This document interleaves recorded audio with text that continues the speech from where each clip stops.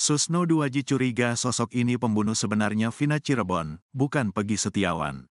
Peggy Setiawan saat ini menjalani sidang putusan pra-peradilan sebagai tersangka kasus pembunuhan Vina dan kekasihnya, Eki, pada 2016 silam.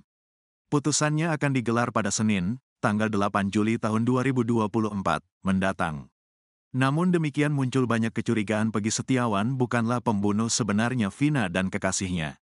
Kuasa hukum Peggy Setiawan, Insang Nasruddin, bersikukuh menyebut kliennya bukanlah Peggy alias Perong yang merupakan buronan kasus Vina Cirebon. Bantahan itu disampaikan dalam sidang pra-peradilan di Pengadilan Negeri, PN, Bandung, Senin, tanggal 1 Juli tahun 2024, lalu. Kubu Peggy tetap berpegang pada keyakinan bahwa Polda Jabar terlalu terburu-buru dalam menetapkan status tersangka kliennya. Mantan Kabareskrim Polri Komjen Pol, Purn, Susno Duaji justru menaruh curiga terhadap AF, saksi kasus Vina Cirebon. Susno curiga AF adalah pelaku sebenarnya pembunuh Vina Cirebon. Bukan menuduh tapi Susno mengaku memiliki alasan kuat atas argumennya itu. Kalau saya jadi penyidik, saya perdalam AF. Kenapa adanya 11 nama berasal dari BAP Rudiana, ayah Eki. Rudiana tidak ada di TKP, kata Susno dikutip tribunjakarta.com dari tayangan akun YouTube official iNews. Jumat, tanggal 5 Juli tahun 2024. Susno meyakini nama-nama terpidana ini didapat Ibtu Rudiana berdasarkan keterangan dari AF. Apalagi AF pernah menyebut aksi pelemparan batu terhadap Vina dan kekasihnya, Eki pada tahun 2016 silam. Tak hanya AF, Susno turut menyeret nama Dede dan Melmel untuk ikut diperiksa. Ini yang harus diperiksa, imbuhnya. Sebagai informasi, Saka Tatal, eks-terpidana kasus pembunuhan Vina Cirebon juga pernah melaporkan Dede dan berencana melaporkan Melmel ke Polres Cirebon Kota. Saka Tatal merasa keberatan karena keterangan Dede membuat dirinya mendapatkan vonis 8 tahun penjara. Karena ada di BAP Rudiana, AF tahu dari mana tahu 11 ini, ngasih tahu Rudiana. Saya tidak menuduh ya, kata Susno Duaji. Sama dengan Sosok Peggy Setiawan Cianjur masih jadi sorotan terkait kasus pembunuhan Vina Cirebon. Tak sedikit orang menduga jika Peggy Setiawan Cianjur otak pembunuhan yang membuat Vina dan Eki tewas. Sebenarnya Peggy Setiawan Cianjur telah berupaya memberi klarifikasi dan bantahan. Hanya saja publik masih meragukan segala bukti data diri yang dimiliki Peggy Setiawan Cianjur. Baru-baru ini, Peggy Setiawan Cianjur memberi bukti baru.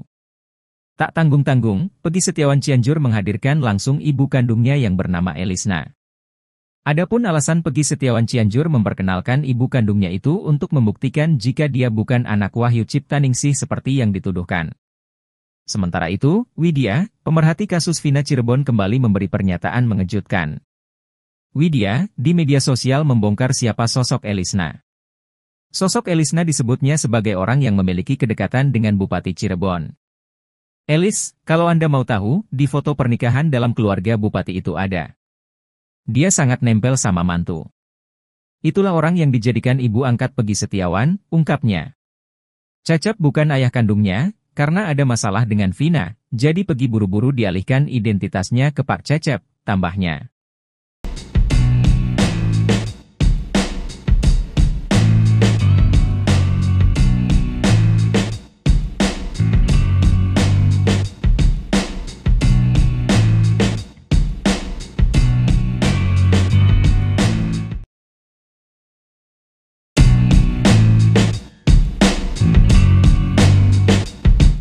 Jidin Siagian tampak tak puas dengan jawaban Profesor Agus Surono, saksi ahli, yang dihadirkan pihak Polda Jabar di sidang pra-peradilan Peggy Setiawan di Pengadilan Negeri Bandung pada Kamis, 4 Juli 2024, pagi. Kuasa hukum Peggy Setiawan itu meragukan keahlian guru besar ilmu hukum dari Universitas Pancasila tersebut. Para pengunjung sidang sontak tertawa mendengar komentar dari pensiunan Kombes tersebut. Jidin awalnya bertanya terkait jawaban Agus terkait apa yang harus dilakukan penyidik pertama kali dalam menangani kasus pembunuhan dan pemerkosaan. Namun, Agus tak bersedia untuk menjawab pertanyaan Jidin Siagian. Mohon izin Yang Mulia karena ini domainya penyidik, saya sebagai ahli pidana, saya tidak menjawab. Karena saudara tanyanya apa yang harus dilakukan oleh penyidik. Saya bukan penyidik jadi saya tidak menjawab terkait pertanyaan saudara itu, jawab Agus. Jidin membiarkan kedua pertanyaan itu tak terjawab. Ia lalu kembali bertanya dengan Agus. Lagi-lagi, Agus tak bersedia menjawab pertanyaan Jidin. Ia mengatakan pertanyaan Jidin di luar konteks dari sidang pra-peradilan. Namun, Agus memberikan jawaban atas pertanyaan Jidin.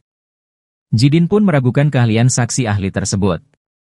Pak ahli, saya meragukan keahlianmu kalau begini, ujar Jidin. Mendengar itu, penonton seketika tertawa dengan komentar Jidin terhadap Agus.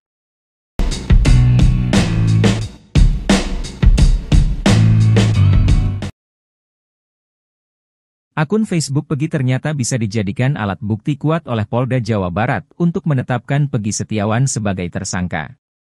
Sebab menurut ahli pidana dari Universitas Pancasila, Profesor Agus Surono, akun Facebook dapat dikualifikasikan sebagai alat petunjuk untuk menetapkan tersangka dalam kasus pidana. Hal itu disampaikan oleh Agus Surono saat menjadi saksi ahli dalam sidang pra-peradilan Pegi Setiawan di Pengadilan Negeri Bandung, Kamis, 4 Juli 2024. Dalam sidang pra-peradilan itu, Agus ditanya oleh tim hukum Polda Jabar selaku termohon, terkait apakah surat-surat seperti ijazah, rapot hingga STNK kendaraan termasuk alat bukti untuk menetapkan tersangka.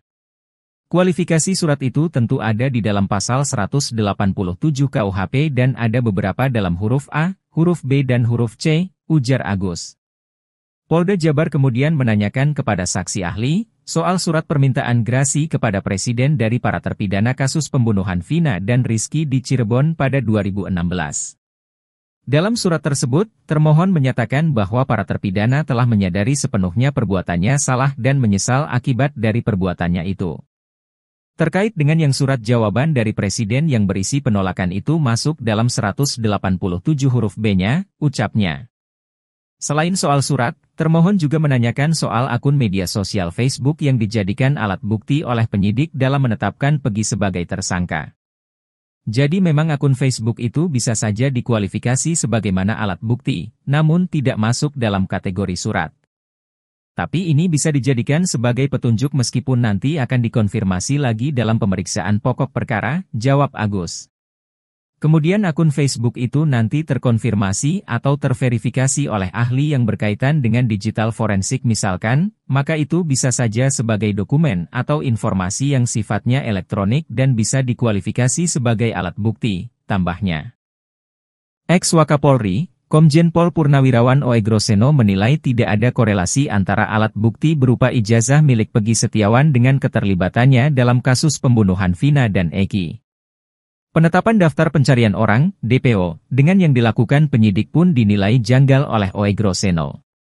Pasalnya, DPO yang ditetapkan penyidik berbeda dengan nama orang yang ditangkap dan ditetapkan sebagai tersangka. Diketahui, di DPO dituliskan Pegi alias Perong sementara yang ditetapkan tersangka bernama Pegi Setiawan. Oegro menjelaskan orang yang sudah masuk ke DPO sebelumnya harus telah ditetapkan sebagai tersangka. DPO bisa ditangkap ketika dia telah mangkir 3 kali berturut-turut dari surat panggilan untuk datang ke kantor polisi. Selain itu, nama, foto serta ciri-ciri tersangka seharusnya sama dengan DPO yang telah diumumkan sehingga ketika dilakukan penangkapan tak perlu lagi mencari surat-surat berupa perihal identitasnya. Penyidik semestinya mencari dokumen atau alat bukti lainnya yang langsung mengarah ke pembunuhan dan ruda paksa yang disangkakan kepada Pegi Setiawan. Menurutnya, kartu keluarga dan surat-surat lainnya itu bukan berarti surat yang disebutkan sebagai alat bukti di dalam KUHP. Sementara itu, saksi ahli pidana dari Polda Jawa Barat, Agus Surono, menilai penetapan tersangka sah jika memenuhi 2 alat bukti. Hal itu diungkapkannya saat sidang gugatan pra-peradilan Pegi Setiawan sebagai tersangka pembunuhan Vina dan Eki di Pengadilan Negeri Bandung pada Kamis, 4 Juli 2024. Alat bukti itu bisa berupa keterangan saksi, ahli dan surat. Surat berupa KTP, ijazah sekolah, rapor hingga surat kelahiran pun bisa menjadi alat bukti. Agus merujuk berdasarkan pasal 187 KUHP huruf B yang berbunyi surat yang dibuat menurut ketentuan perundang-undangan oleh pejabat berwenang dapat menjadi alat bukti.